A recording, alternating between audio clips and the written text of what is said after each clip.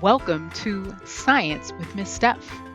Today we're going to explore the science of watercolors, and we are on for episode 60. Can you believe it? Can you see me now? Episode 60, everyone. I am so excited to tell you all that we are on for episode 60 of Science with Miss Steph. Hi, I'm Miss Steph. Thank you for joining me in my laboratory. We're going to have a great time, folks. Yes, we are. We're going to have a great and awesome and fabulous time. That we're going to go over the science of watercolors. The science of watercolors. Now, some of you may be thinking to yourself, now she's just gone too far. Watercolors? Really? How is that a science activity? Well, as I've clearly stated in several previous videos, I pretty much see science in everything. And so there is some fun little science that we can learn, as well as make sure that we are incorporating our A fully and completely into our programming and our various activities. Thank you for tuning in. For those of you who are just now joining me, my name is Miss Steph. I am the founder and executive director of Triple F Empowerment Inc. We are a nonprofit based right here in Harlem, New York. We bring you STEAM, science, technology, engineering, arts, and mathematics. Today, our STEAM activity is part of our month-long unit, right? I told you at the beginning of March that we were going to focus on water and the coolness and the excellence and just the fabulousness of water and what it can do and how it interacts with various chemicals. And our particular chemical that we're having the water interact with today is watercolor. Okay. So we're going to talk a little bit about like what is watercolor, like what's inside of watercolor. I'm going to demonstrate for you the usage of two types of watercolors. There's all kinds of watercolors, right? There's like your traditional paints that we're used to that come in this like cute palette, right? Um, and there are like really expensive watercolor, all kinds. But these are your traditional just Crayola watercolor that's comes in this like set of colors, right?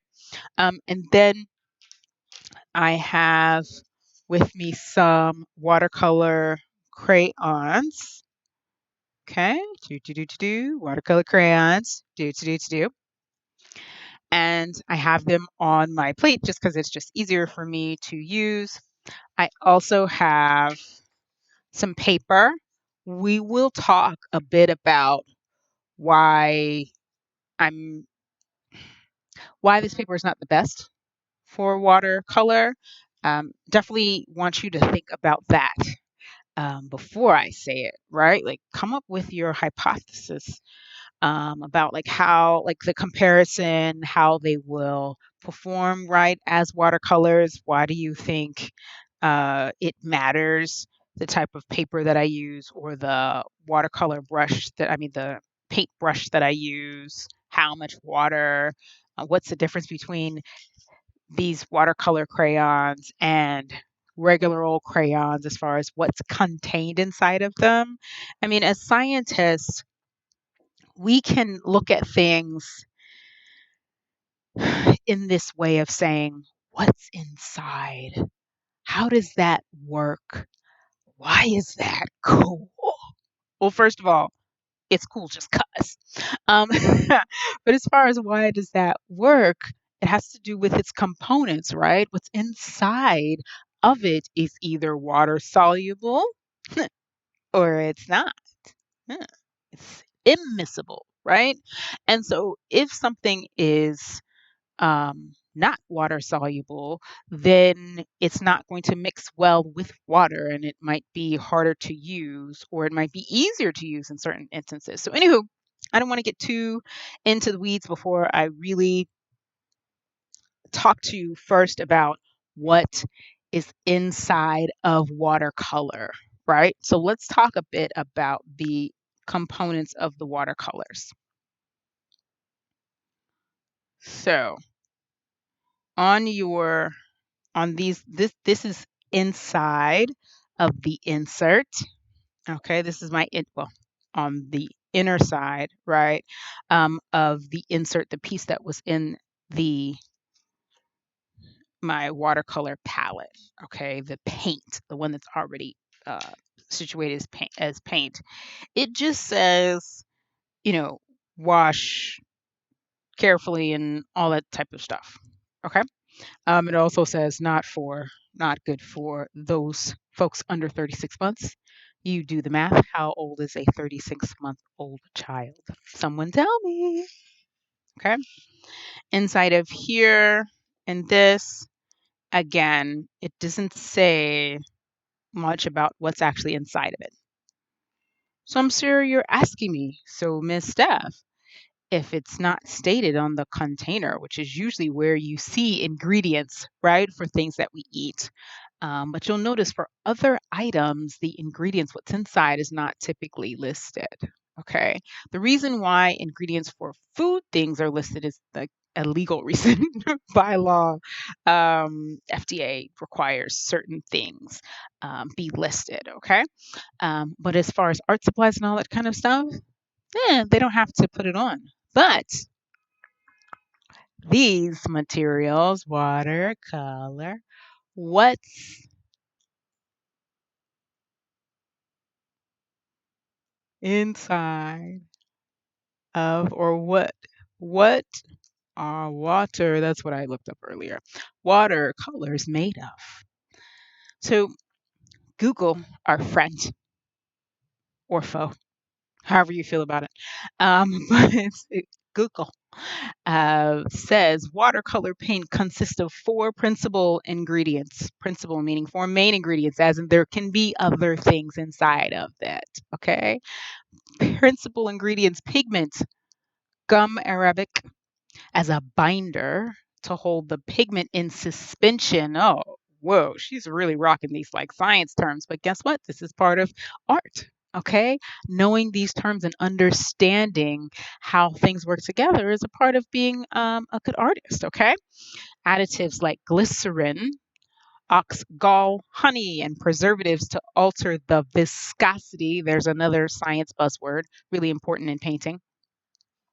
Hiding durability or color of the pigment and vehicle mixture, and evaporating water as a solvent. Okay, and then there's some other stuff in there, but what's inside of watercolor? Pigments, fancy word for color, the stuff that's actually going to create color and make color stick to the paper. Well, actually, pigment doesn't make color stick, but anyways, pigment, the stuff that makes it colorful. Okay. And then other things to make it stay. Okay. Suspension, right? To stay not only in solution, but to make sure the solution stays combined. Okay. You know how sometimes you'll sit something to the side and the components, the parts will start to kind of separate. Okay. But you notice no matter, for several years, I don't want to say no matter how long, but for a long period of time, that no separation is going to occur here because there is a special chemical inside of the watercolors, whether it be paint or whether it be in crayon form. Okay. Special chemicals inside to make sure that that separation doesn't happen. We want all of the pigment as well as the other parts of the paint to stay together. We don't want them separating. Okay, we want them to stay together so that when we put it on our paper and leave it to dry, you won't get like specks and all those types of things, unless you do a technique that creates the specks. Okay, so remember, not only is there pigment inside of paints, which we've talked about this before when we've made puff paint here, DIY puff paint, right? Not only are there pigments, but there are other things inside of the paint. Now, that leads us to our next conversation about water. So there's definitely water inside of, as you heard, water. It's very little. Okay. There's some water inside of the chemicals that we have, right? Inside of the paint. But these chemicals are made with other chemicals, okay? Because that paint is a chemical. Uh, uh, okay, these chemicals are made with chemicals that will mix easily inside of water. All right. And when they were saying viscosity, it's essentially a science way of saying thickness, okay? Or pouring, right? So things that are very viscous take a long time to pour or mix with something else. But just because something is viscous does not mean it absolutely will or absolutely will not mix with water. Those are different properties, okay? And watercolor, okay, once it's mixed with the water, is actually has a very low viscosity. So things that have low viscosity spread very, very, very easily. So let's go ahead and try mixing some watercolors up and try using our two forms of watercolor today. And let's find out if there's a difference in how they behave on our paper. And also, let's find out how they react to being used on this thin piece of paper. Remember how I said thicker paper is better, but this paper is the paper that I've got today. All right, so I'm going to tilt you ever so slightly over here, there, here. Okay, I want you to be able to see what I'm doing. So all I did was fold this is printer paper. Okay. And a lot of times artists don't like to use printer paper because there are various chemicals inside of printer paper that make it so the ink doesn't spread and all those types of things, which is the opposite of what we want to happen when we're using watercolor. But today, this is what I have. And you know how I like to use what I have and see what happens. Okay, today, this is what I have. And so we're going to play with it. Now, also really quickly, where did I get these materials, right? You might be wondering, but Miss, I don't understand. Watercolor crayons? That might be new for some of you, or even pencils. There are such things as watercolor pencils. No, I did not get either of these items on Amazon. I actually got this at Staples. All right. It was really well priced. I actually got it last summer. I bought it right before last summer camp, and this is left over. You see how nice it looks because it was never used. It was one of the extra sets that was left. These are actually 2 years old. And you see, if you look closely, students have actually used these. Not a lot. I didn't bring them very often to Saturday program, but students have actually used these. And as I said, they were Sargent. I purchased these at the arts and crafts store that was on like 120. Well, it wasn't quite on 125th. It was offset next to. It was actually where there's a grocery store there now. Um, so yeah, this was just at a regular just arts store, arts and crafts store. Got some water. Like I said, I'm going to try these out and show you how they perform, how they react to paper now that we've talked about what's inside of the watercolor, okay? And why those things are inside of watercolor. They're all water soluble things. And watercolor is specially formulated so that it doesn't separate. Okay. Now, when we're using watercolor, regular watercolor, right? I don't want to say regular, but like the one that we normally use, like from like kids use at school, right? You dip your brush in the water. You usually like go for it, right? Let's see how that goes. Eh, yes, I am choosing purple. Now, remember, I was talking to you about viscosity, about thickness. This color is actually quite thick. Okay. See? Do you see how cool that is? Do you see? how art and science are coming together, all I did was add water. Some of you may think that that's like boring, but to me, that's amazing. How all I did was add some water and it activated the color. I can now spread the color because if I put my finger on one of these other colors, it doesn't spread, right? Nothing happens. But water, you add a little bit of water and I can get some things going. Okay? Do. Okay? And look how it's nice, pretty well pigmented. Okay? Pretty strong color. Add some water. Leave that there. Uh-oh, people are trying to talk to me. Okay, so I'm going to pick a similar color.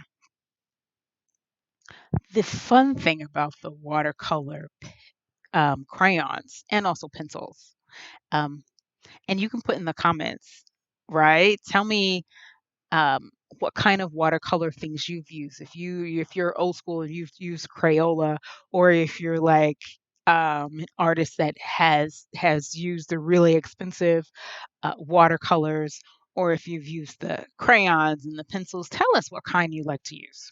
All right. But I'm going to take this here. I'm going to color on my paper. Now, one of the things that I'm noticing is that it's like kind of really hard. It doesn't lay on my paper. Like say if I were to break out a crayon, I'm going to bring out my crayon because remember, as a scientist, I think of things in comparisons and solubilities and all that type of stuff, right? So let's break out my purple crayon. And my purple crayon actually is a lot easier, rather my wax-based crayon. It's a lot easier to spread on my paper. And if I were to take my finger and try to kind of rub this together, okay, one, it comes off on my finger a bit, okay? Let's do the same over here. That one doesn't come off on my finger as much, okay? But now I'm going to show you what happens when I add my water. Mhm. Wow! Completely turned into paint. Not only did it turn into paint here in this section, let's see if I can take some of it and make a shape there. Look, I have enough pigment left on my brush to come over here and do some painting. Isn't that amazing? Watercolor crayons. It's Miss Steph here today. Thank you for joining me for Science with Miss Steph. I know you probably see the paints and you're thinking to yourself, Science with Miss Steph, what in the world? Looks like she's doing an art project. Well, guess what? Around these parts at Science Club, we do STEAM, science, technology, engineering, arts, and mathematics all together. So we're talking about the science behind or the scientific principles that we can learn when using art materials. And so as you see, I just tried to add water to a traditional crayon, to a wax-based crayon. You see that didn't spread that color. So you could ask yourself, are wax-based crayons water soluble? You should be able to tell me if something is water soluble, it will mix readily, easily with the water. Did that mix readily and easily with the water? I think not. Here's another fun, exciting thing that we can do with watercolors. Let's try to mix some things together. Let's combine the colors and find out what happens when they mix together, like I said. All right, so let's get have some fun with some primary colors, right? All right, let's grab some yellow. Do. Once again, for those of you wondering where I got my materials, the palette that I'm holding right now is a Crayola palette that I just grabbed from Staples. Crayola watercolor set from Staples. This video is not sponsored. Just letting you know where I got it from. Okay, and what brand it is.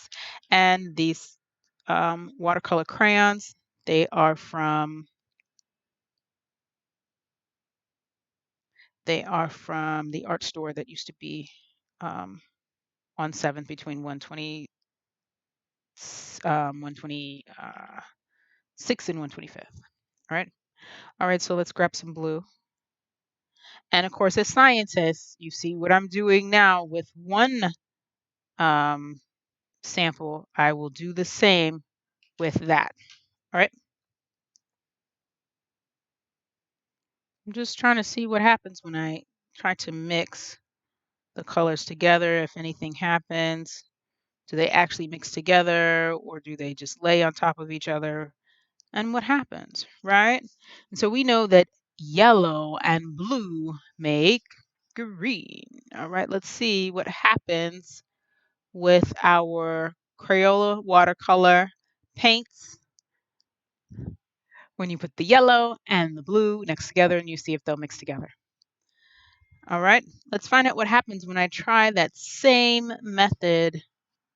Well, not quite exact method, but the same situation with my watercolor crayons. And of course, watercolor crayons have similar components to the watercolor paints. They really are essentially a paint stick. So of course, they are formulated and made with some additional things. Typically, there's chalk added inside of watercolor crayons. Okay. And I can definitely tell you by using this that this brand definitely has the chalk added. Okay. Remember I told you it's like a bit rough. All right. So we're seeing what happens when we do a little bit of blending and combining. Okay. So I'll hold it up before I add the water to it. Do you see? So when you're wondering, why would it matter? Why would an artiste um, use watercolor crayons instead of watercolor paints? They might want a different kind of way to blend, or they might want more control, right? So when we choose, yeah, when we're choosing our materials, it's just like when we're in science, when I'm choosing different materials to see if I want to find out what happens with certain reactions and all that type of stuff. I choose my materials based on what I want to happen. All right, so I'm going to come over here and mix a bit and go this way and that. Okay. Now, I'm going to show you a little something. This is not combining as easily. What's happening in the middle here, it's not combining as easily as it does when it's just one of the colors.